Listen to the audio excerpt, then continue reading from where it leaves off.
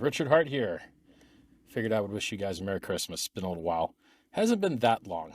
For some reason, I create content, I publish it, and then people pretend I didn't do it. You're like, hey, didn't I just drop like a 40-minute long audio file not very long ago? I don't get it. Didn't I record like a special intro from when the Highest of Stakes movie came out?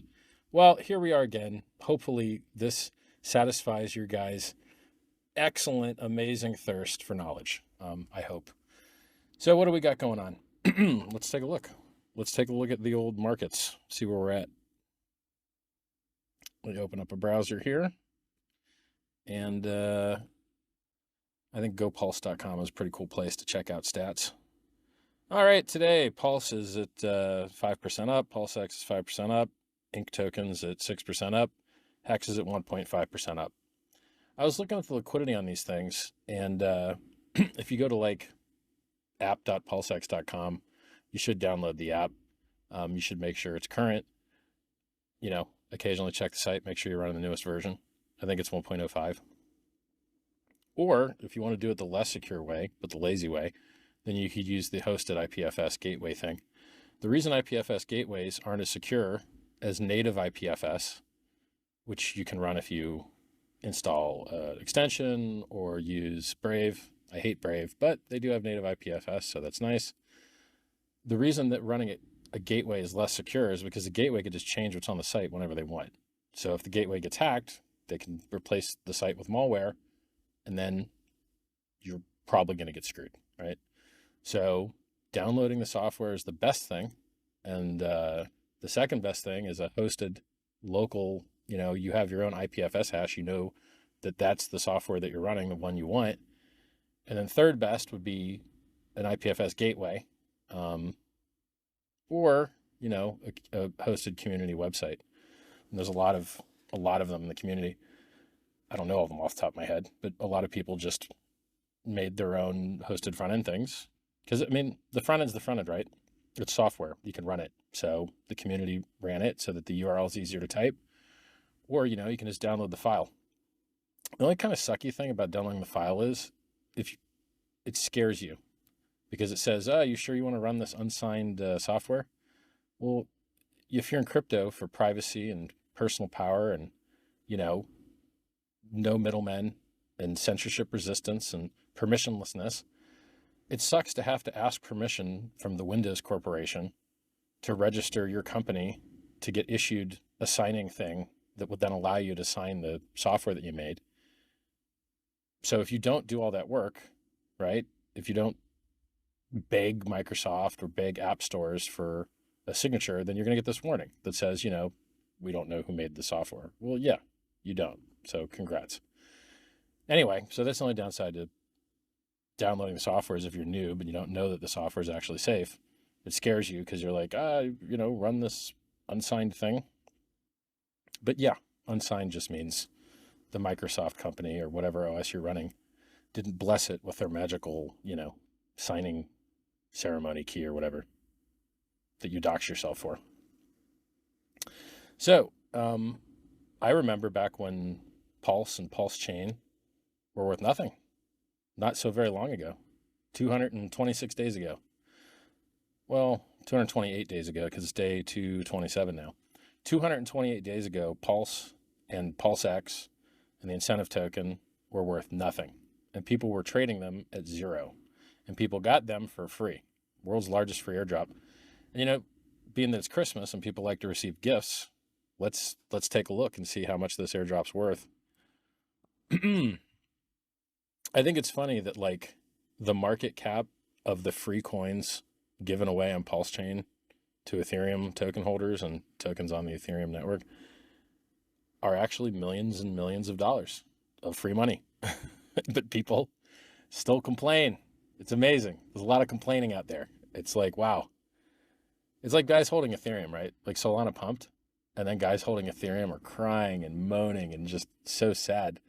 And you're like, guys, it was $880 like a year ago. It's $2,200 now. Stop crying. Like it could be dumping, right? It could be going to zero. Just chill. Stop the crying. But you see, human beings, they're not actually rational. They're jealous. So if you've got a hotter girlfriend than somebody, they're mad at you. If you've got more money than somebody, they're mad at you. If you got bigger muscles than somebody, they're mad at you.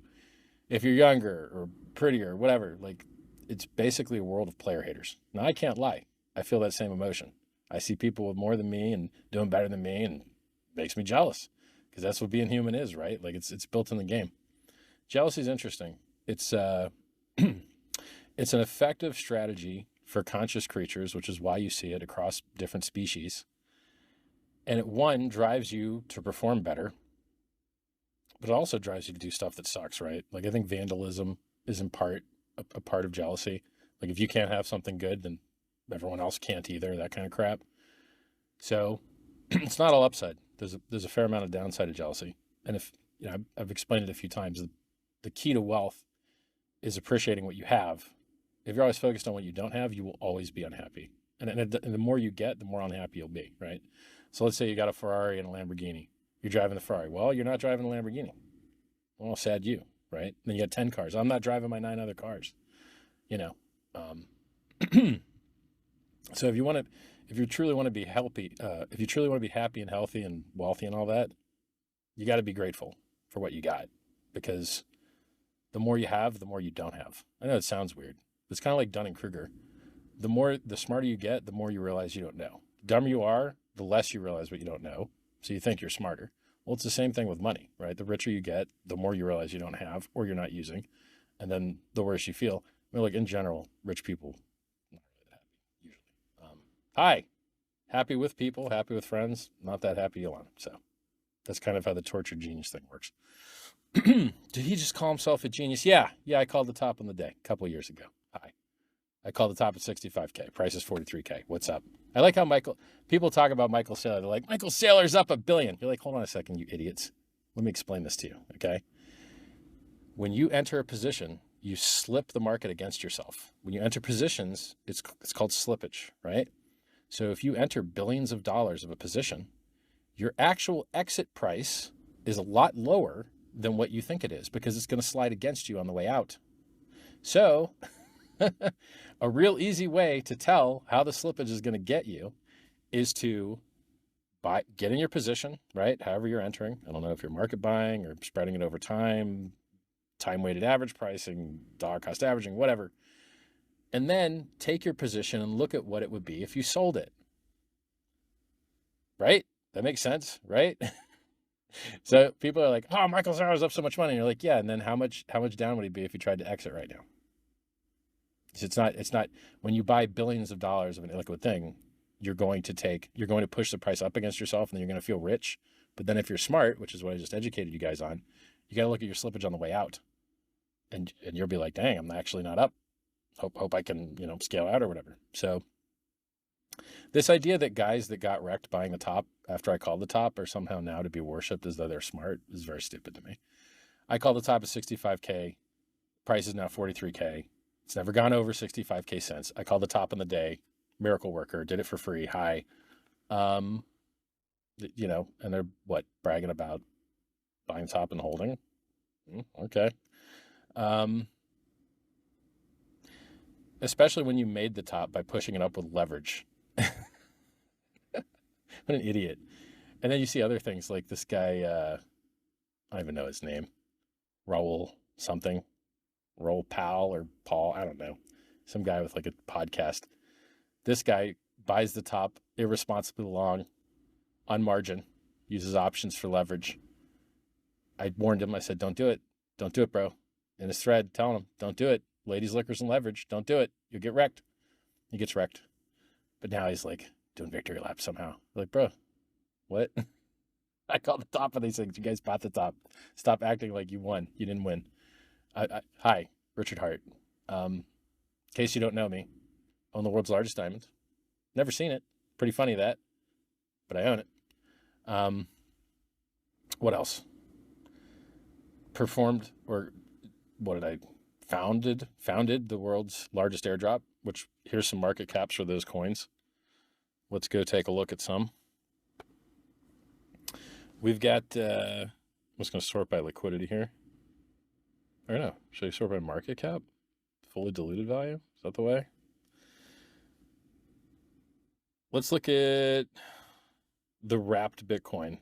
Now, why do I hate talking about PRC20s to you guys? Because any PRCI20 I mention, I'm worried that you guys just buy. It worries me. I don't want you to do that. So wrapped Bitcoin has an admin key, okay? BitGo, a company in the United States, has that admin key. They could just infinitely mint as many more as they wanted and dump this thing to zero if they wanted to. Now, are they going to do that? I have no idea. Would their shareholders like it if they did that? I have no idea. I don't even think they're public. They're private. In general, I like the things that I founded. I think they have good designs. I hate admin keys. I prefer not to see admin keys wherever they can be removed and not exist. So, WBTC has an admin key, therefore I'm not really a big fan. But god darn, as far as ERC20s and PRC20s go, man, you're just buried in admin keys. Anyway, long story short.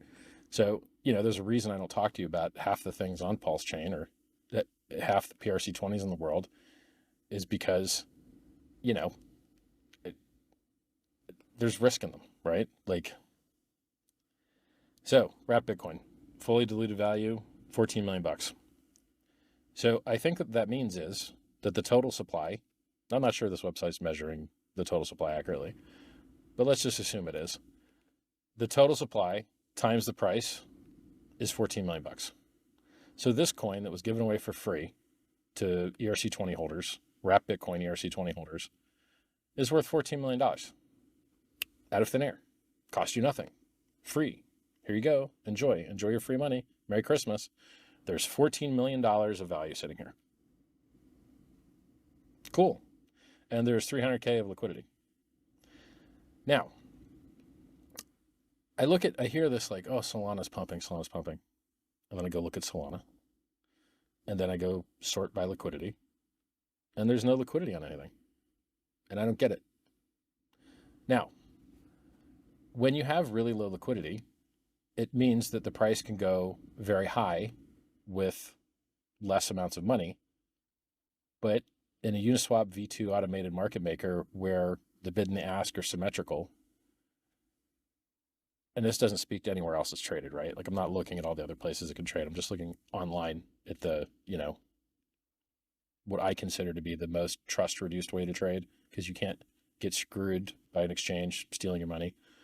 You can only get screwed by contract vulnerabilities or rug pulls or, bad PRC or ERC20s that have like inflation bugs or admin key, stuff like that. But it is, you don't have to trust as much. If an exchange gets your money, this is another thing, right, that I understand. Well, let me finish this point. There's millions and millions of dollars of free money that was given away to people. Pulse was given away for free to every Ethereum holder.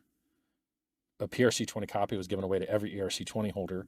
There's millions and millions of dollars of free money sitting here. And you idiots on the Ethereum network that aren't smart enough to say thank you for the free money, for some reason, you're also not smart enough to take advantage of all the lower gas costs. So if we look right now at gopulse.com/gas, it's 50,000 times cheaper to use Pulse Chain than Bitcoin. 50,000 times. It's 9,000, well, 83.96 currently. Let's call it 8,000 times cheaper to use Pulse Chain than to use Ethereum. Pulse Chain was designed to help get the Ethereum gas fees down. Well, guys, if you would put a little bit less load on the Ethereum network, it wouldn't cost you $5 to send an ERC20 or $20 to do a swap. It would cost you less than a penny. Right now, it costs less than a penny to do a swap, Pulse Chain. It costs, you could do about 5,000 sends for a penny. Check the math though, 0.0002. That's a lot of sends, right? So Pulse Chain has operated flawlessly since launch. It was the world's largest free airdrop. There's millions of dollars of free coins there for ERC20 holders. And we're in day 227 of flawless operation. It used to trade at zero and be worth nothing. And now, I mean, depending on how many coins you think are circulating, Let's look at the market cap. I, in general, hate market cap as a measurement for like anything really. But here it is. The the market cap, if you take like the total supply of Pulse Chain times the current price per PLS, the market cap of Pulse Chain is $9 billion, 8.9 billion. The current market cap of PulseX is 2.5 billion. Incentive token, 12 million. Hex, 6.7 billion just on the Pulse Chain network, probably worth about 4 billion on the Ethereum network. That's a lot of billions, guys. So, I mean, the idea, this narrative, a lot of people hate me. A lot of people hate the things I've designed, which is really weird because they were all given away for free. Pulse Chain was given away for free. PulseX was given away for free. Hex was given away for free. My advice is given away for free. This video is given away for free. You don't even know an address you could send me money at. You don't have any address of mine. Wow, that's a lot of free stuff for a lot of hate. And I didn't even wear any jewelry, just so you little hater guys would have an easier time for Christmas. So you don't have to hate as hard. Still called the top of the day. They want you to feel wrecked. Hexicans, PulseXicans, Pulsicans, they want you to feel wrecked. The enemies, the scumbags of the world, they want you to feel wrecked, but you're not wrecked. Pulse Chain has operated flawlessly since launch 227 days ago. It's not very long ago. Hex has operated for over 4 years perfectly, flawlessly, while so many other things have gone to zero, stopped functioning, went bankrupt over and over and over again. Now, who promoted the bankrupt things? The same scumbags that won't say a good thing about the stuff that I designed. CoinMarketCap advertises crap that goes to zero, advertises crap that gets bankrupted, advertises crap that destroys their users, lists it all over the place, lies about our stuff, lies about the market cap of Pulse Chain, lies about the market cap of Hex. You know, everybody just lies about our stuff. Really weird. Like, I guess they hate their users and hate their followers and want them to get wrecked, I guess. Yeah. So, you know, Coinbase didn't list Hex, sued by the SEC. Kraken didn't list Hex, sued by the SEC. Binance didn't list Hex, sued by the SEC. Plus, paying the CFTC $1.5 billion, plus paying the DOJ $4 billion, plus waiting for sentencing after pleading guilty. Hey, wait a second. Hold on. All the guys that said bad things about Richard Heart, Hex, Pulse Chain, PulseX, sent their followers to things that went bankrupt, like Celsius, BlockFi, Cred, Gemini Lend, on down the list. While I told you all not to pick up pennies in freight trains, not to pick up pennies in front of freight trains, not to risk your whole stack for 7%, not to do the opposite of why cryptocurrency was invented and take counterparty risk. You know, it just blew my mind. And then these same idiots are doing the same stuff. Oh, and here's another funny thing. Solana, which pumped recently, is being claimed in court by the SEC to be a security in both the Kraken case and the Coinbase case. Pumped anyway. You know? Now, so right now I'm just kind of talking about market things. So 4 years of perfect flawless operation on Hex while everyone else got wrecked. Called the top of the day. Never went over that price. Yay. World's largest free airdrop, worth millions and millions and millions and millions of dollars. Billions of dollars in market cap all over the place. 4 years of perfect flawless operation in Hex. 227 days of perfect flawless operation in Pulse Chain. Yeah, these things are all going very good. Now, oh yeah, and apparently getting called a security doesn't mean you can't pump, because there you go. Solana pumped. Also, what I think is funny, well, a few things about Solana. It used to be down all the time. And now it has a lot of inflation. So apparently the way Solana works is that they inflate it a lot to subsidize the fees to be cheaper, which then, if the guys that are getting inflation ever decide to sell it, is going to suck. So Solana has very high inflation compared to Bitcoin. Bitcoin has very high inflation compared to Ethereum. And I think Ethereum's inflation is very similar to Pulse Chain's, but I'd have to look. There's some website that has like a counter. Because basically in Ethereum and Pulse Chain, they both use EIP 1559.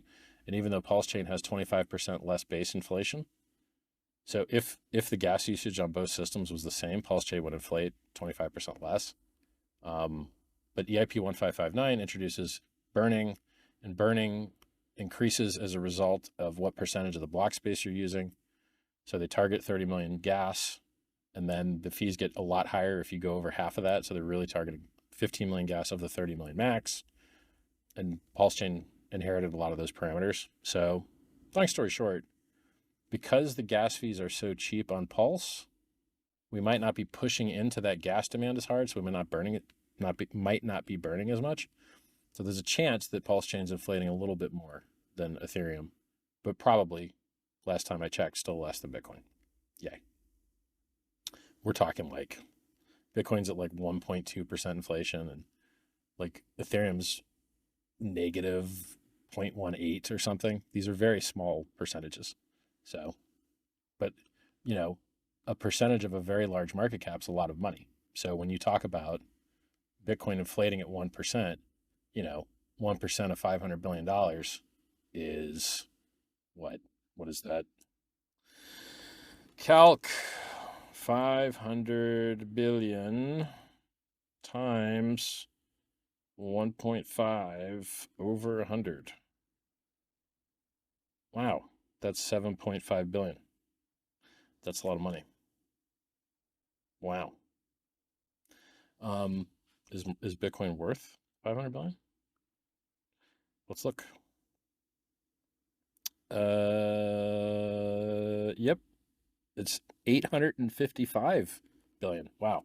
So basically that means that the miners are getting paid billions of dollars a year to dump the price to enrich mining hardware manufacturers and electric companies and harm the environment. Hey, but most of it's renewable. Yeah, but not all of it. So there you go. Still hurting the environment. Pulse Chain solved this. Also Ethereum solved this, right?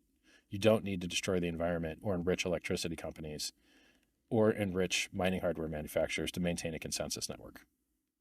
Period. And funny thing about Bitcoin Consensus Network is it actually sucks. So you guys that like Bitcoin that are watching, screw you guys and screw your bags. I'm going to educate you all. And half you guys sent all of your people to go get yield in things that went bankrupt. Why? Because you can't get yield online. Why? Because Bitcoin sucks. Oh, you want to get into a stable coin? You got on-chain exchange? No. Oh, wrecked. Oh, you want to, have high throughput? I think the throughput is at least 4.5 times higher on Pulse Chain than Bitcoin, but also, how many times cheaper? Let's look here.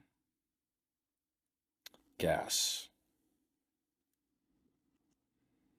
45,000 times cheaper, but it also has more features. And if you just compare like a network that only does sends on Bitcoin versus another network like Pulse Chain and just pretend it was only doing sends, it'd be a lot more than 4.5.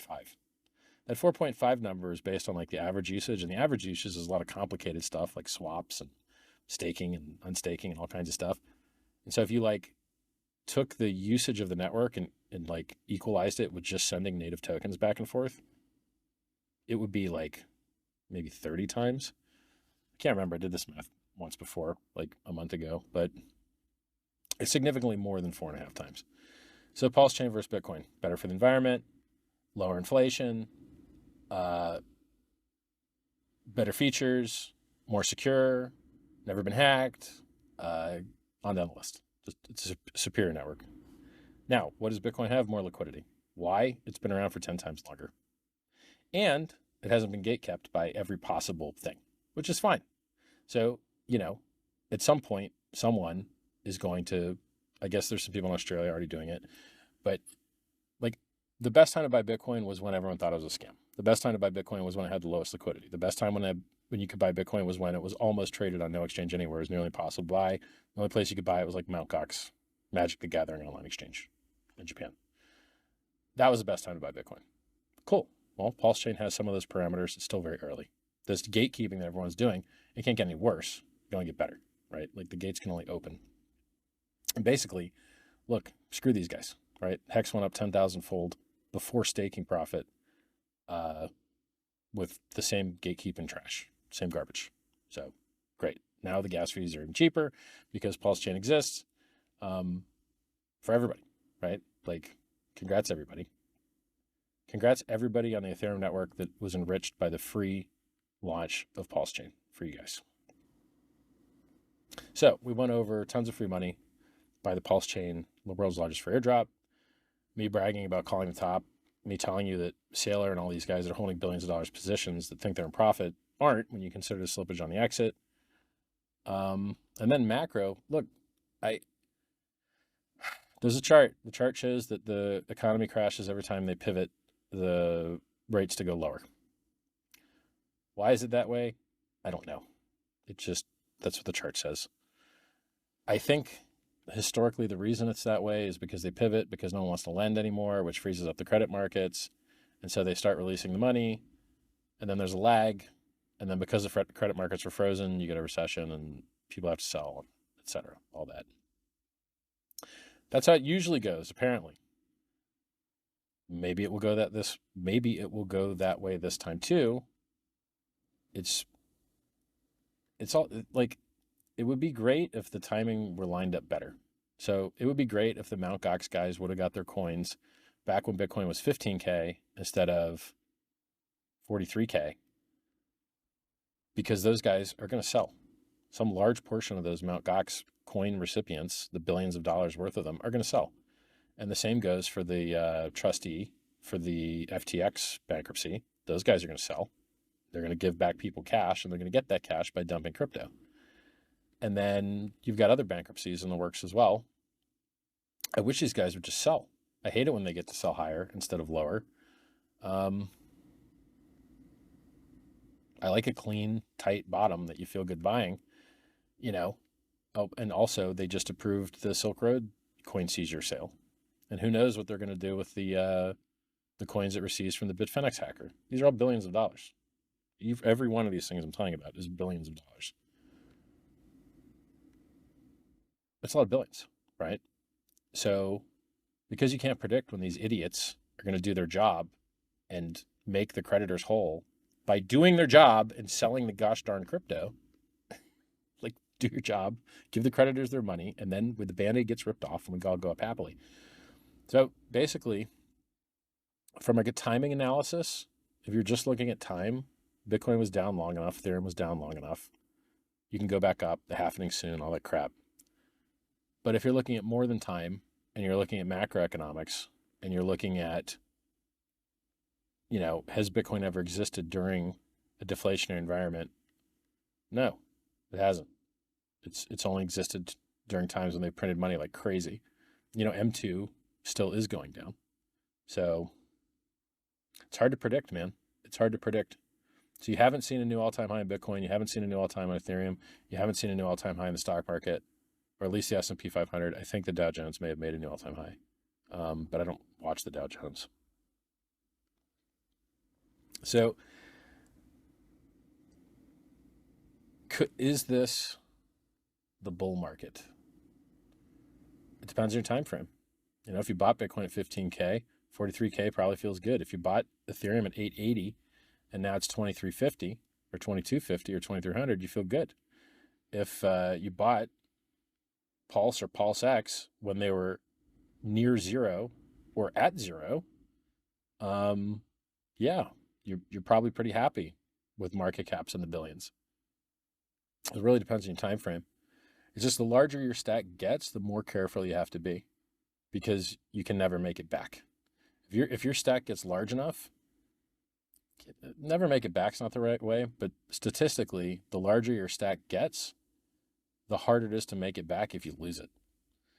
The smaller your stack is, who really, like, if you get paid $20 an hour and the stack that you have at risk is $20, you've really got at risk an hour, right? You can make back your whole loss in an hour.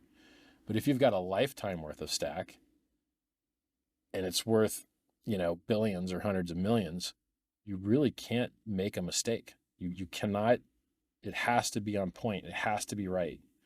And you're going to watch a lot of gains and things that are stupid.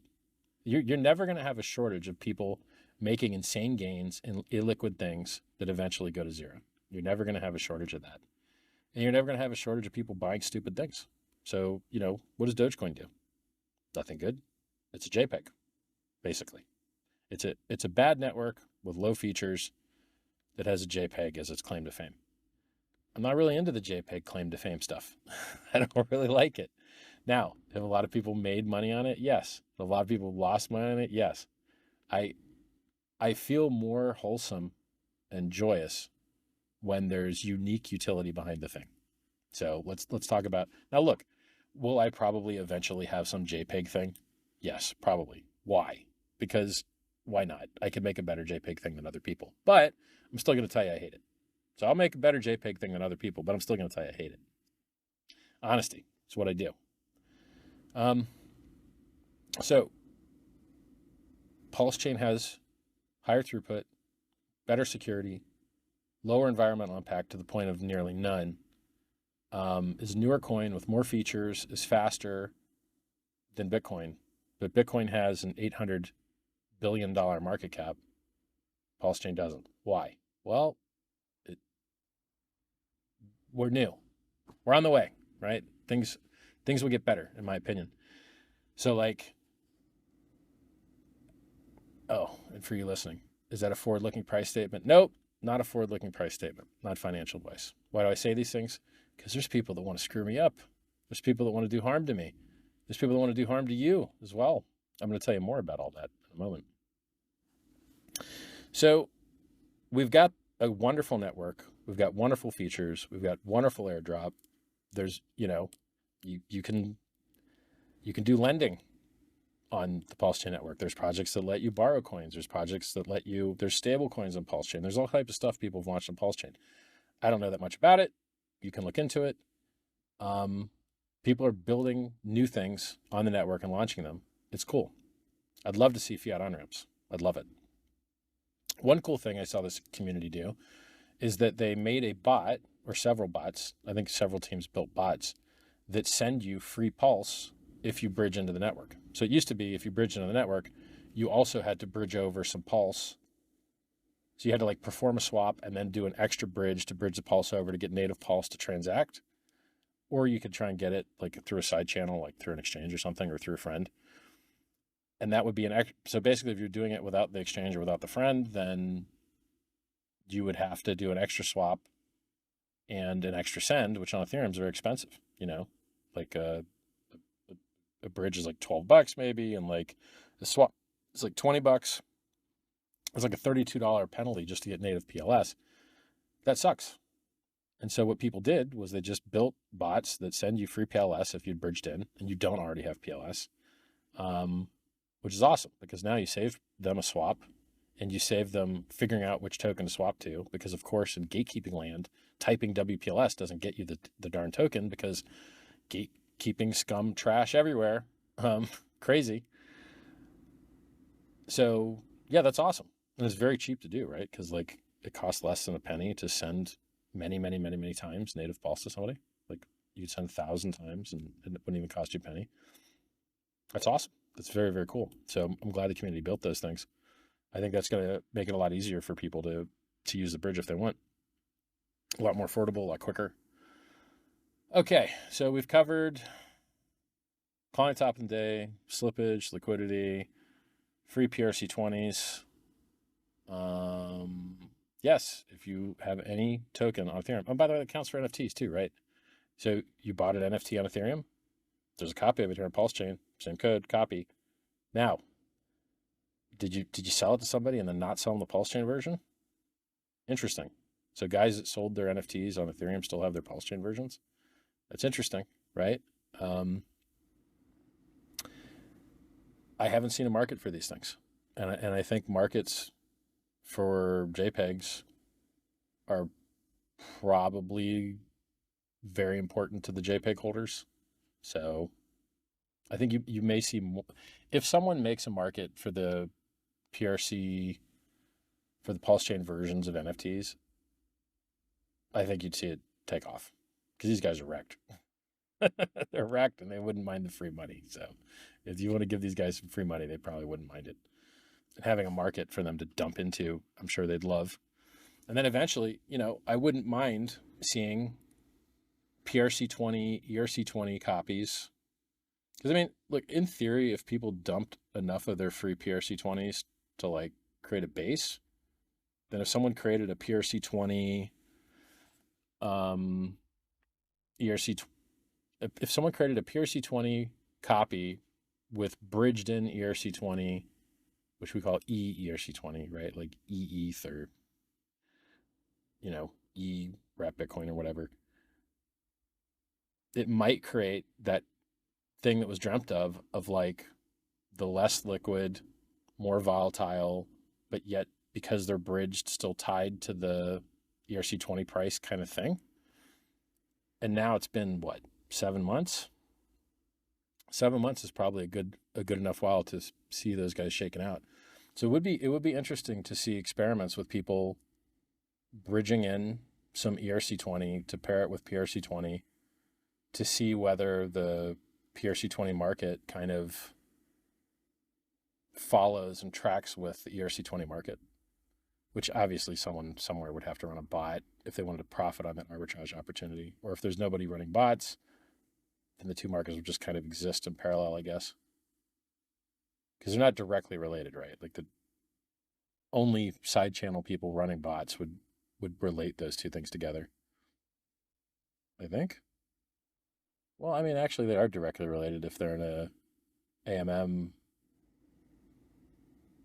But the AMM doesn't know the state of the other system, so they're not really directly related. So let me rephrase that. The bridged in ERC20 is directly related to the free PRC20 if they're both in an AMM pair. But that AMM pair's kind of like, quote, price of the bridged in ERC20 isn't directly related to anything because it doesn't know what's going on the AMM or markets on the Ethereum chain. It doesn't know that stuff. So it would be an interesting experiment. I think someone should do it. It'd be cool. So things I look forward to. Fiat on-ramps. Someone could open bridges to other stuff. Like I think somebody opened a bridge to BSC, but I don't think it does any volume. But maybe nobody knows about it. That's the thing is like I'm so afraid to talk about anything without reading the audits and making sure people aren't going to get wrecked, right? Like I hate it when people get wrecked. So you rarely ever hear me talk about things that I don't really believe in. What else? That market where you could have like the less liquid leverage position, especially after like 7 months of shakeout. I think it's less risky to get just infinite dumped on by ERC20 holders. Because like you saw the Pepe guys just infinite dump. You saw Aave infinite dump on the PRC20 side. I can't remember what other coins like those communities were just told about, and they were like infinite dump. You're like, well, yeah, but now you guys are paying $30 a swap, $20 a swap, $50 a swap, depending on the rates. If you had just moved your liquidity and your community to the Superior network, you'd be paying basically nothing to swap and nothing to send, and you wouldn't be paying a huge tax to on-ramp new users. If it costs $50 to swap, you're paying a $50 on-ramp tax for every new user. That sucks. That sucks a lot. That's not good. It's just like when Bitcoin was $40 to send. I tried to explain this to people, but some dum-dums didn't get it. If it costs $40 to send Bitcoin forevermore, which I don't think it will, but let's say it did, then if someone sent you $40 of Bitcoin, you really have zero because it would cost you $40 to send it to the next guy or to the exchange or to the merchant or to do anything with it. It would cost you $40. even if you sold your private key, which no one ever does usually because you can't prove that you deleted your copy of it. So the next guy has risk, which is why blockchain ledgers with timestamping prevents double spending, et cetera, et cetera. If it costs $40 to send Bitcoin, that means it costs you 80 to send 40, and then the guy receives it really has nothing because it would cost him to send 40 to try and use it. So you just turned 80 into zero.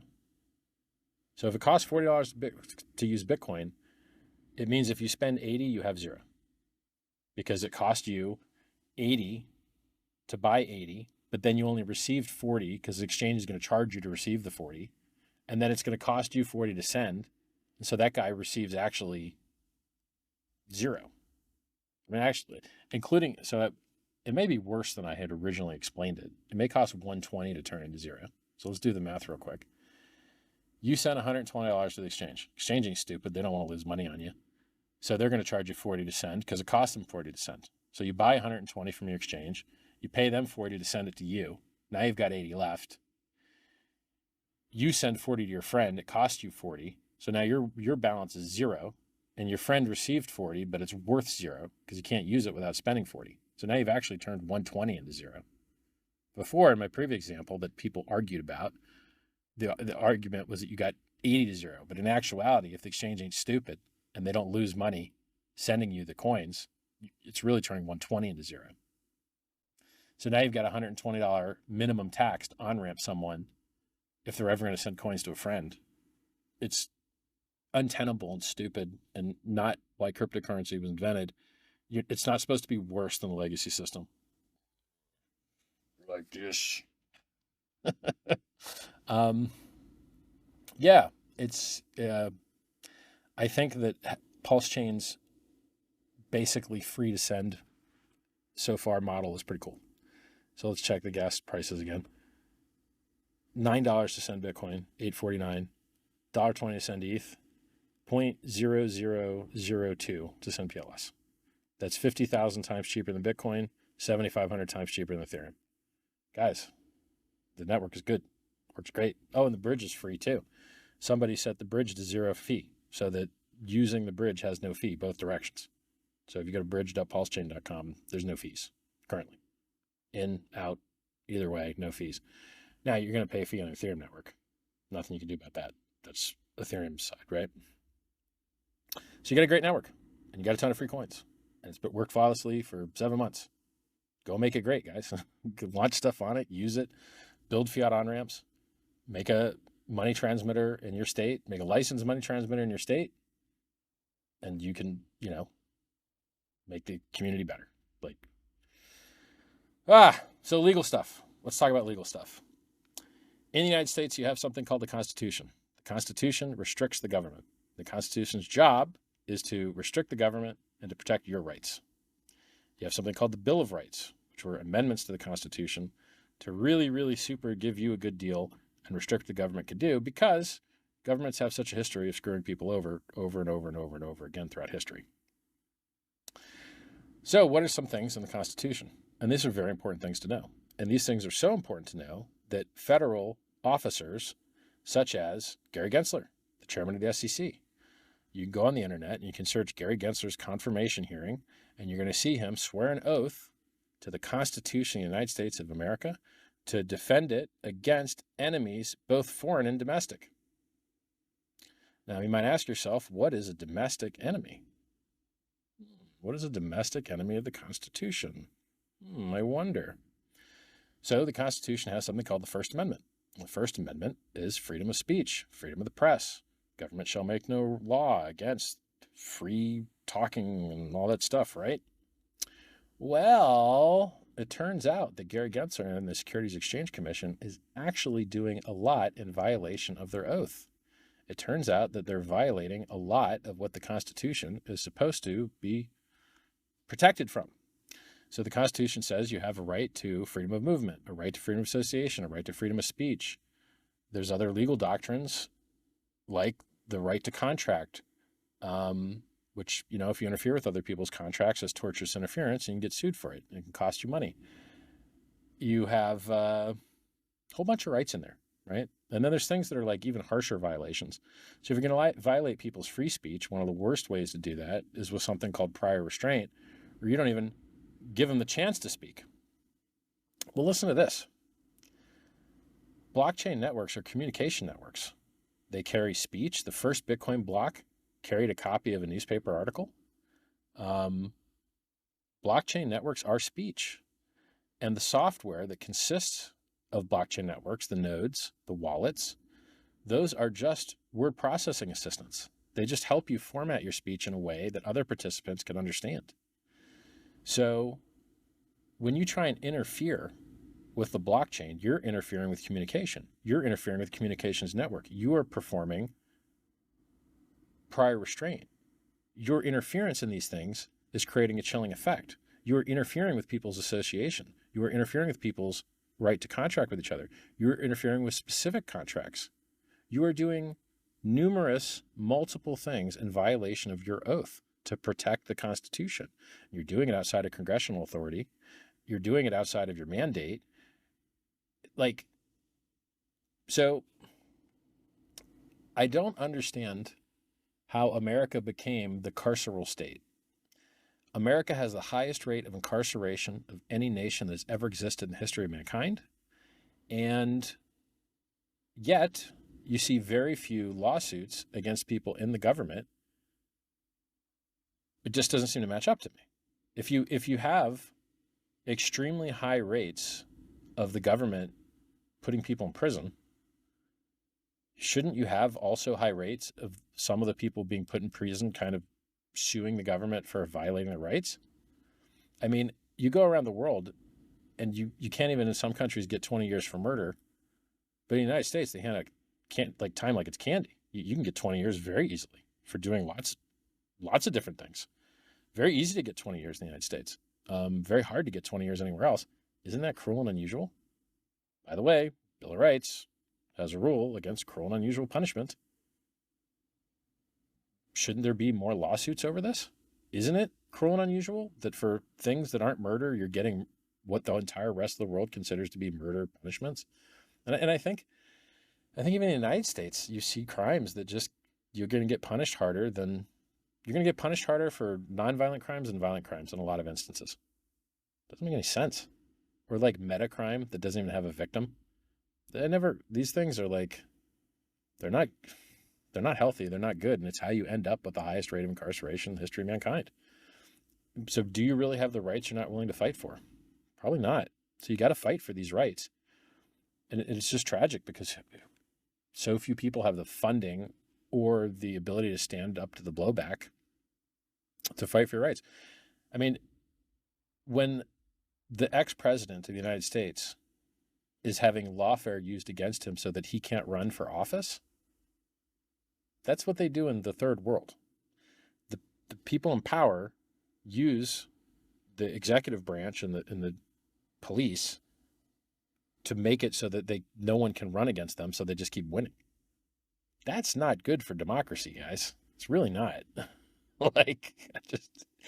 You're supposed to have free and fair elections where people are allowed to choose between different parties, and you're not supposed to, once again, this is just like prior restraint. You're not supposed to, before they can run, make sure they can't run, because how can you have a fair election when the people that you want to unelect are in control of who gets to run against them? It doesn't make sense. And then, if you give the government this power that they shouldn't have, at some point you'll get a bad team in charge, and that bad team will abuse that power. And so traditionally, the founding fathers figured it out, that there should be checks and balances. You shouldn't just rely on one person being good for everything to work out. You should assume that occasionally someone's going to suck, some bad guy's going to get power, and you should have a checks and balance. So, the legislative branch is supposed to write the law. The executive branch is supposed to execute it. The judicial branch is supposed to, be in the middle, making sure that everything works right between the two. Right now, the administrative state, a fourth branch of government that's not supposed to exist, of unelected bureaucrats, is writing all the laws, encumbering millions of people with regulations, and there's no counterplay. Your counterplay is to sue them in court and get them declared arbitrary and capricious. So, How many times recently has the SEC been declared arbitrary and capricious? Numerous times. Numerous. So in the Ripple case, the judge basically said that the SEC lawyers were not performing with a faithful allegiance to the law and was changing their story based on, getting whatever they wanted. The SEC just recently, their lawyers were lying in a case, and the judge caught them in the lies and said, well, now that you've been caught in these lies, explain to me why I shouldn't sanction you and fine you directly. Fine the SEC lawyer that was lying to the court. And then you see all of his bosses at the SEC jump in there like, we're sorry, Your Honor. Please don't fine us, bro. Don't sanction us, bro. We're going to retrain everybody. And so I will let you guys know where to find these specific documents. This is only a couple days old. The SEC. So then you see this guy's bosses at the SEC throwing him under the bus and throwing junior guys under the bus, if I remember correctly, and then talking about how they're going to retrain all their litigators and how they're getting rid of that guy and they're putting in new guys. And you're like, hey, you know what? You wouldn't have these problems if you just didn't lie to the judge. So you don't need to train your guys on how to not lie to the judge. And this isn't the only thing, right? The SEC has lost 4 of their last 5 cases in front of the Supreme Court. Gary Gensler likes to go on television speaking outside of his capacity of the SEC. So he'll go in interviews with people and say that he's not speaking on behalf of the SEC. Well, buddy, that means you're speaking on behalf of yourself, which means it's actionable. Okay, you are speaking on behalf of yourself, and you are moving markets, and you are manipulating markets. You, Gary Gensler, are manipulating markets outside of your authority at the SEC, which means you are personally responsible. You hear me hedging the heck out of my language because I don't want to catch a case.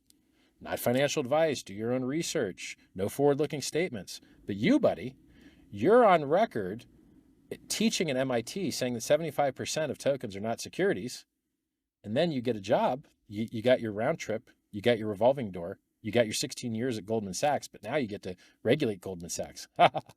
That's a good round trip you got there, buddy. You get to defend all your friends that you make all your money with. Hey, where's all your money, Gary? It's with all your friends that you're helping out by screwing the competitors, right?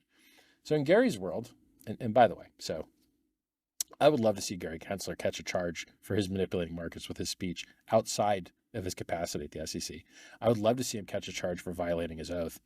I'd love to see people suing him directly because people don't understand. When the SEC attempts to call something a security, it's like calling hugging, punching, and arresting parents for beating up their kids. It is disgusting. It is a violation of due process. It is a violation of equal protection. People that speak to each other using the blockchain deserve the same rights as people that speak to each other using pens and paper, non-digitally, analog. They should have the same protection of the people that use the mail. They should have the same protection of the people that use the telephone.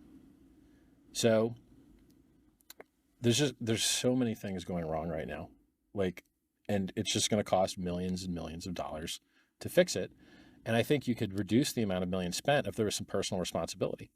I think if people were held personally responsible for what they're doing, right? So if you're a guard in a jail and you violate someone's rights, you can be sued around your qualified immunity. If you decide to go outside of your authority and outside of your qualified immunity protection to make statements that damage markets, maybe you should be held personally responsible for that. Maybe you should answer to the court for that. If you say things like, we want to lose more cases because if you're not bringing enough cases, if you're not losing cases, you're not bringing enough. Gary Gensler's on the record saying that. Gary Gensler's on the record in Congress under oath saying that there's a gap in the legislation where they can't regulate exchanges because they're crypto exchanges, not securities exchanges. And then, not so long later, he goes, was I lying then or was I lying now? I don't know, but my story sure has changed. Now we actually have everything we need. Just come in and register, even though they've been sued by Coinbase via writ of mandamus. And then the SEC finally responded after delaying and said, oh, yeah, actually, we're not going to make any rules. The whole rest of the world's making rules. Japan's making rules. Singapore's making rules. There's new exchange licenses. XRP just got licensed as a money transmitter. VASP, value service, whatever the heck, I don't remember, virtual asset service provider in Ireland. Coinbase just got virtual asset service provider in France, I think. The whole rest of the world's figured it out, you know. And then there more bad stuff, right? Gary Gensler loses the XRP case. Now, look, is it him specifically? No. But I think he's on the commission of guys that has to vote for what actually gets sued, right? So I think there's like 5 people on the commission, and you need like 3 of 5. And if you get 3 of 5, then they can like bring an action against somebody. I think that's how it works. Not an expert, not a lawyer. So like 3 of 5 guys, and by the way, you see dissenting opinions all the time, right? So Hester Pierce is a commissioner. She's always dissenting. She's dissented in the Stoner Cats case. She's dissented in a bunch of cases. She's going to tell you what we're doing is wrong. Like this stuff that the SEC is doing is wrong. And she's on the board. She's in the commission, right? She's one of the 5 people that gets to vote on these things. And there's another guy, I think his name's Udaya, that like is commonly dissenting with her these days. Now, like, why am I telling you guys about this stuff? Because these are your rights. I don't live in the United States. I haven't lived in the United States for decades. These are your rights. These are your problems. These people are screwing you. You need to do something about it. So the things that I'm telling you that are obviously true, like for instance, you can't custody cryptocurrency. Like I'll give you an example. The IRS is trying to make some law where like anybody that could have known about a transaction now has compelled speech and has to like gather data on other people, which will be hacked and stolen by Chinese hackers and Russian hackers, but they're just idiots, right? It's just like the SEC themselves. They in their own annual letter declare that they can't find experts to work on crypto because they all own crypto and don't want to sell it. And so then they're not allowed to hire people that own crypto. Okay. Well, maybe you guys have a bad setup, or stop sucking, right? Just stop sucking, guys. If you don't have the expertise to regulate a thing, it's better to do no harm first, right? Like the Hippocrates law that doctors follow, do no harm first. Yeah, like Gary Gensler was making meetings with Sam Bankman-Fried, his buddy, right? His Democrat, like Gary Gensler was the treasurer for Hillary Clinton's Democratic campaign for president. He's as political as you can get, I think. Here he is meeting with, Sam Bankman-Fried, who sent tons of money to Democratic, politicians. You got, was it Maxine Waters blowing Sam Bankman-Fried a kiss? Yeah, guys, good one. But you're not going to give the creditors back that money they donated, are you? FTX went bankrupt. Sam Bankman-Fried stole the money. But you politicians aren't going to give back that money that he gave to you, that he stole, are you? No, you're not. Why? You might not be good people. You just might not be good people. Now, not to say that not giving, like, there's some law that covers them so they don't have to give it back or whatever, but that's not what makes you bad. You violating people's rights is what makes you bad, right? I remember COVID. I remember you guys violating everyone's right to move, violating their freedom of movement. I remember you house arresting people. I remember you guys doing that. It was disgusting. I remember you guys now, trying to claim that crypto is used to support Hamas and saying like 60 million. And then you go check the numbers and it's like 800K. What's going on here, guys? Why do you keep lying? Stop lying. Literally just stop lying. So the arguments that I have that are obviously true, that cryptocurrencies are communications networks that might have Rule 210 protections for safe harbor, that might have protections for freedom of speech, freedom of contract, freedom of association, protection against prior restraint. These arguments aren't getting used. They're just not, which is so stupid to me. These are communications networks among peers. It couldn't be any more obvious. This is speech. We are transmitting text. We are transmitting messages. We are transmitting numbers. We are transmitting pictures. We are transmitting art. We are transmitting audio. This is a communications network amongst peers. This is speech. This is speech as speech gets. Right? So the idea that the people just aren't using these arguments is very stupid, because if you lose a case, you can't bring up new evidence in the appeal. So you have to cover everything in your first case. So if you're leaving arguments on the table and not making them a first case, you're not going to be able to bring them up on appeal. Huge mistake, huge error. So if you guys out there that are lawyers that are submitting amicus briefs or filing motions to intervene, you need to be covering your First Amendment, 10th Amendment, due process, equal protection, latches, waiver. Google these words if you don't know what they mean. Like latches and waiver basically cover, you could have brought this action earlier and the defendant would have had a better job, a better ability to defend themselves, but you chose not to. And therefore you might have waived your right to enforce. And then in other cases, I mean, we've seen crypto cases where it was even over the statute of limitations, and then they just ate a judgment anyway, or like the statute of limitations was up. Like what? Why didn't you get good counsel, and why didn't you argue that the statute was up? Like what? Crypto. It's an industry run by clowns and idiots that won't listen. If you guys would listen to me, you wouldn't have lost money in BlockFi. You wouldn't have lost money in Celsius. You wouldn't have lost money in Gemini Earn. What a fake Bitcoin maximalist, right? Look at the Winklevi twins. Yeah, you guys are real Bitcoin maximalists when you're doing the opposite and taking people's private keys from them and giving it to a counterparty, and then all of you getting wrecked together. How stupid are you guys? You guys are idiots. Or how about this one, right? Censorship resistant network. People are putting JPEGs on the Bitcoin network, and the Bitcoin people hate this. They killed it with Counterparty and made the op return code size too small for Counterparty to operate way back when. Even Tether used to operate only on the Bitcoin network. So USDT used to operate on Keller Coins, which was on the Bitcoin network. And then they stopped doing it because the fees sucked and the features sucked. And so they moved over to primarily EVM networks now, which Ethereum was the first one. The E in EVM stands for Ethereum Virtual Machine. So like Pulse Chain's an EVM network. So you have this. So Jack, who was at the helm of Twitter when they were helping the United States government violate your rights to freedom of speech by the government themselves giving them lists of people to silence and de-amplify and ban because they talked about COVID or Joe Biden's laptop or his son Hunter Biden's laptop full of pictures of him smoking crack and getting down with hookers. And by the way, the idea that Joe Biden's kid gets a bunch of jobs in Ukraine with no qualifications and a bunch of money from China and Ukraine, and then writes his dad checks and pays for dad's cell phone bill. Man, you're busted, bro.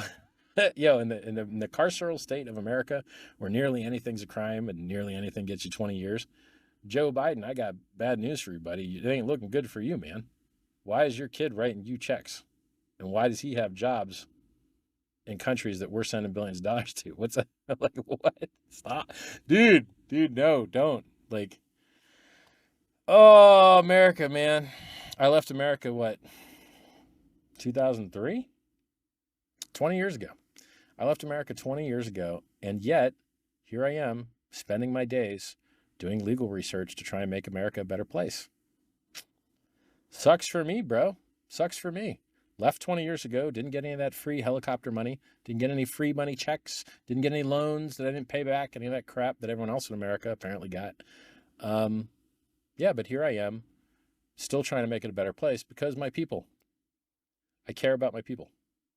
That's why I'm doing a Christmas video for you guys. And, that's why I give you so many things away for free. I care. Free book, t.me/Scivive, SCIVIVE. 2 free books there. Free coins, pulsechain.com, hex.com. What else? There's so many things I like. Let me tell you how smart I am, okay? You could have claimed hex.com. You could have minted Hex for free during the first year. You could have minted it for free. Boy, that Richard, he's a smart guy. The Mt. Gox hacker, the Silk Road hacker, the Chinese government that took all the Bitcoin away from the Plus token Ponzi that caused the pump, I don't even remember what year it was. None of those guys can mint free Hex because there was a timer on it. You could only count it for the first 365 days. Mt. Gox, sorry guys, you don't get Any free hacks? So awesome. And actually, the GOX addresses were just removed. So even if they had made it before the timer, they were just not allowed to anyway. What a good design. What a better design. Instead of getting your head dumped on by the government. The government took the Silk Road hackers' coins. He's going to dump them on you. The government took the Bitfinex hackers' coins. He's going to dump them on you.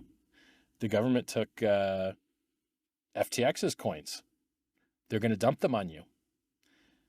You guys love giving the government your coins to dump them on you, don't you? You love it. You just can't get enough of it. But Richard Heart design stuff doesn't have this problem. Yay. Well done, Mr. Hart. Yeah. So I think I have a very high degree of certainty that you're going to see these constitutional arguments, prior restraint, freedom of association, freedom of speech, Rule 210, safe harbor protections. There's a wide, equal protection, due process, guys violating their rights, guys lying to the court. I think you're going to see these come up. I think you're going to see these come up in SEC cases. If you don't see them in amicus, you're going to see them in motions to intervene. You're going to see these. You're going to see these arguments. They're going to be happening. And then the courts are going to have to decide them. And here's the funny thing. Sometimes you get a judge, and it's a good, honest judge. Understands stuff, right? So for instance, in the Coinbase case, they got Judge Fiala.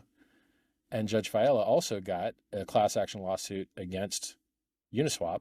And she rejected it and dismissed the case because she was like, no, Uniswap isn't a securities exchange. And the founders of Uniswap and the people that designed the software are not supposed to have, you can't pretend that they're an exchange, and they owe you some due diligence and all this crap. So she understands automated market makers. She understands Uniswap.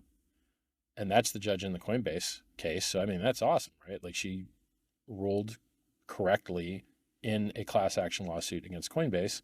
She's therefore, maybe will rule correctly in the Coinbase case. Maybe they'll win on their motion for judgment on the pleadings, just similar to motion to dismiss.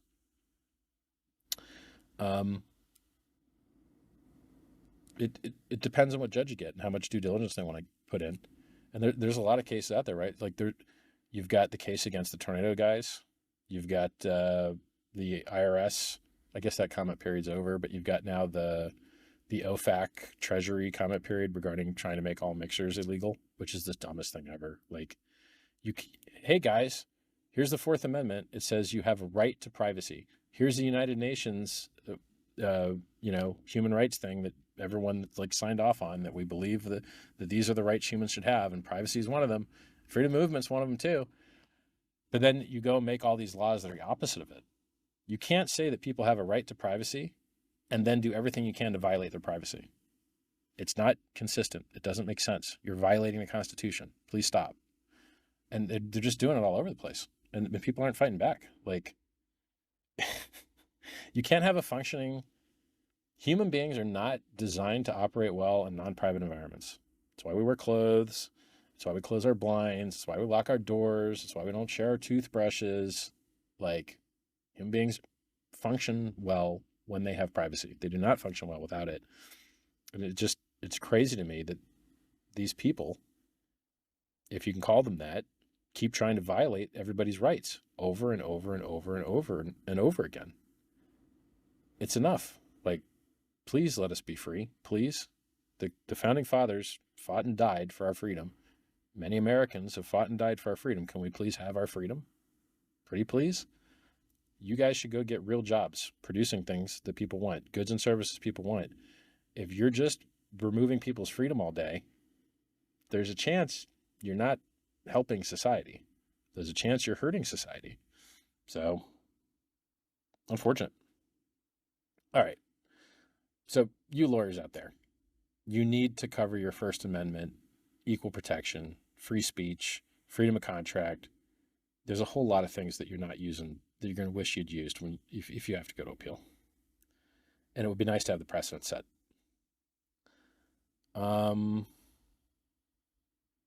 What else? Oh, I made like a little list. Let's hit the list. Oh yeah, cryptocurrency is awesome, right? They keep printing money out of thin air. Prices are all-time highs. Crypto solves that, right? Like cryptocurrency is still the best performing asset that has ever existed in the history of mankind. Very cool. It has better uptime. It has better resilience. It has better robustness. It has better durability. It has better price performance. It has better features. Cryptocurrency is awesome.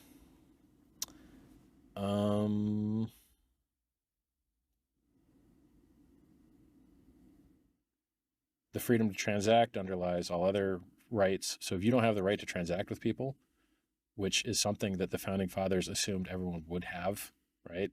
They paid people directly. There wasn't all these stupid intermediaries. If you don't have that, you don't have the right, you don't have the freedom of movement if you can't pay for your bus ticket. You don't have the freedom of speech if you can't buy an internet connection or send a letter. You need to be able to transact to use any of your other rights. Without the freedom to transact, you don't have any other rights. Man,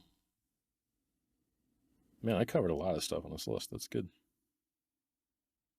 Oh, the SEC custodying coins. Okay, I'll cover that.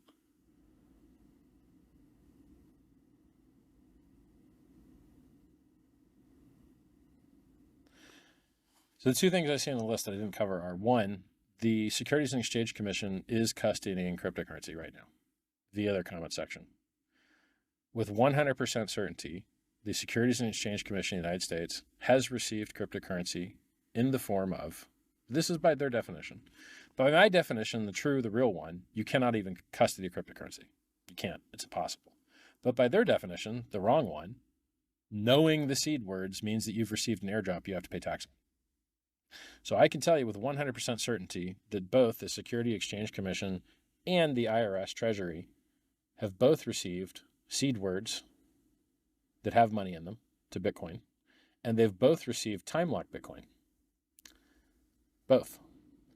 And they've both received the Uniswap code.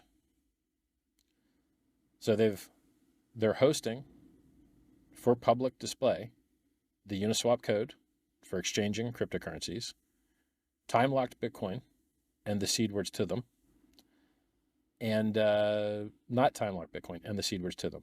And they can't even know what else those seed words control because it's not knowable because of the halting problem, which states that you can't know whether code will eventually halt or not until you eventually run it.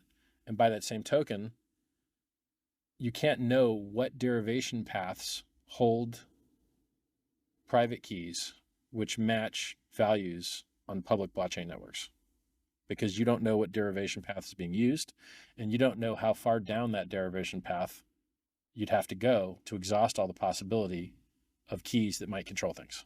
I don't think it's knowable.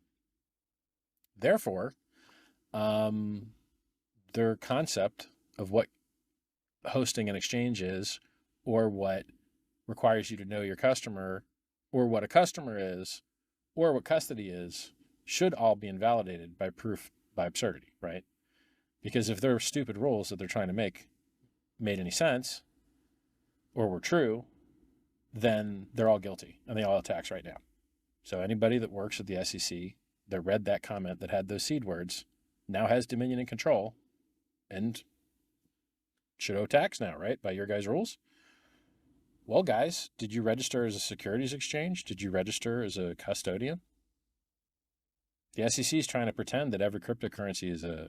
I didn't explain this harshly enough, and I should do that now.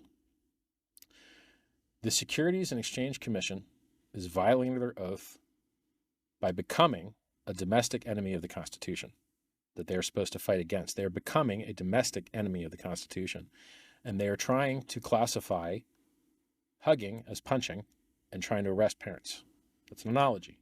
They're trying to classify speech as securities. They're trying to classify entering a block and communicating publicly with everyone. If it were true, if it's true that you can't trade securities without a securities exchange, then it's also likely true that you can't pay someone to include your speech in a block. because the only method by which these networks allow you to include your speech in a block nearly primarily or nearly entirely is by paying a fee to be included in the block in the native currency.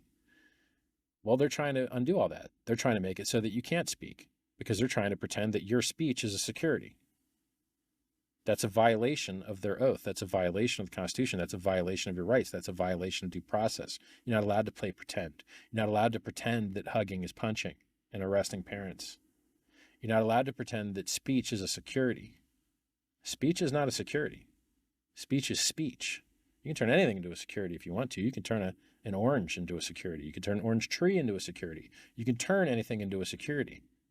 But that doesn't mean that they are securities. An orange is an orange. It's not a security unless you work really hard to make it so by including an investment contract. So you buying a coin and using that coin to purchase speech on a distributed peer-to-peer open source network, that's speech, man. That's as speech gets. So the concept that you're going to de facto ban cryptocurrency around the jurisdiction of the legislative branch is also a violation of the separation of powers doctrine. It's also a violation of the non-delegation doctrine. Google these things. What they're doing is illegal, and they should be held personally responsible for it. And they are acting outside of qualified immunity, I might add. Some of it might be covered under qualified immunity. A lot of it shouldn't be. And they should be held personally responsible. And I would like to see someone from every state of the union sue these people for the rights of yours that they're violating. They have addresses, and they've got a lot of money, and they should be sued for what they're doing. Let the courts decide whether what they did was okay. Avail yourself of your ability to petition the court for your wrongness, the wrong that's been done to you. Wrongness wasn't the right word. The harms that you've suffered. So it's sad that we live in a world with so little personal responsibility that unelected bureaucrats that have hundreds of millions of dollars that they've received working for people that have received billions of dollars of fine. Goldman Sachs has gotten so many fines, so many, along with so many other giant entities that these scumbags are protecting. They're violating your rights to protect people that want to also violate your rights. It's gross. It's disgusting. It's tragic. There's few things in the world that are trying to return the power to the people, as the founding fathers did. Who out there is working for your right to communicate with your fellow man? Who out there is working for your right to be able to save money without it being debased? Who out there is working for your right to your freedom to transact, which underpins all the other rights that you're supposed to have?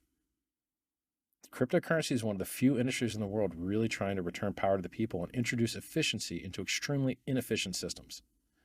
And it's just, how can Gary Gensler support Bitcoin as though it were an immaculate conception that had a fact pattern that nothing else could ever possibly have?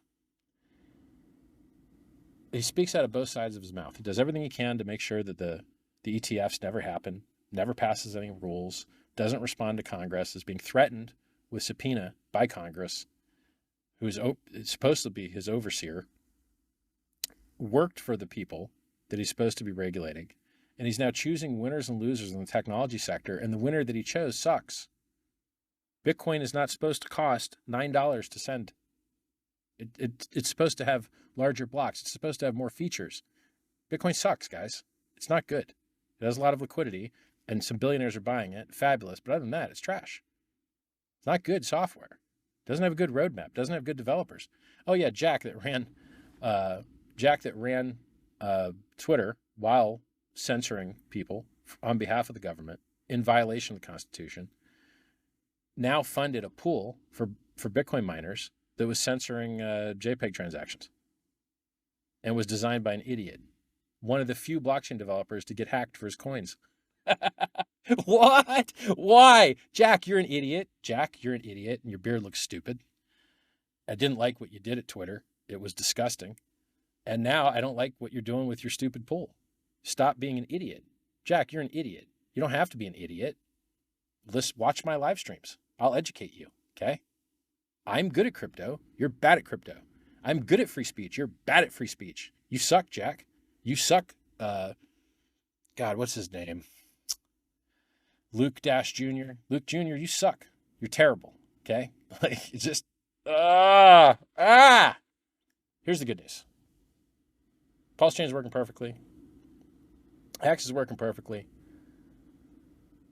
You've got all the tools you need to make the world a better place. You are the network. You guys, somebody made these bots. Somebody's made some fiat on-ramps. Somebody's made lending. Like, good job, guys. Keep being the change that you wish to see in the world. Keep creating. Keep working. Look, I've been in Bitcoin since it was 50 cents. I bought it at 30. It went down to 2. My introduction to crypto, more or less, was 95% drop. And now it's 43K. Okay, so I was mining at 50 cents. Now it's $43,000. That's an 86,000x. That's not bad, right? There's going to be volatility. There's going to be ups and downs. You have the tools that you need to create great things. You really, really do. You have something better than Bitcoin will ever be. Now, you have something now that is better than Bitcoin will ever be. That's enough, man. That is enough. You have what you need to create greatness. And I think you're going to see regulatory clarity coming up. I wouldn't be surprised to see Coinbase win their case. Their legal filings sound awesome, right? That response to the complaint that they wrote was beautiful, really well written, worth reading more than once. So those guys did a great job. And then, you'll probably see good arguments in the Kraken case. And they've also got a lot of amicus briefs from other people as well. Some are okay. So I think you're going to get regulatory clarity, and I would love to see personal responsibility from individuals acting outside of their qualified immunity to violate your rights. Your right to associate, your right to transact, your right to speak. It's disgusting, and they should be held personally responsible if the courts allow it. And you don't know unless you try. You really don't know unless you try. Yeah. So that's it. Merry Christmas, everybody. I hope that let's see how long this video was. I hope that this 1 hour and 22-minute video is enough for you guys out there. I hope you enjoy it. And, look, you're the network. If you want to see something amazing, you need to make it happen. If people are willing to buy coins that are down all the time, or, pictures, JPEG coins or whatever, maybe it's more, getting the word out that needs to be done. Maybe that's what makes the world a better place. If things are going to get better, you're going to make them better. I believe in you guys. Merry Christmas, everybody, and I'll talk to you soon. Bye.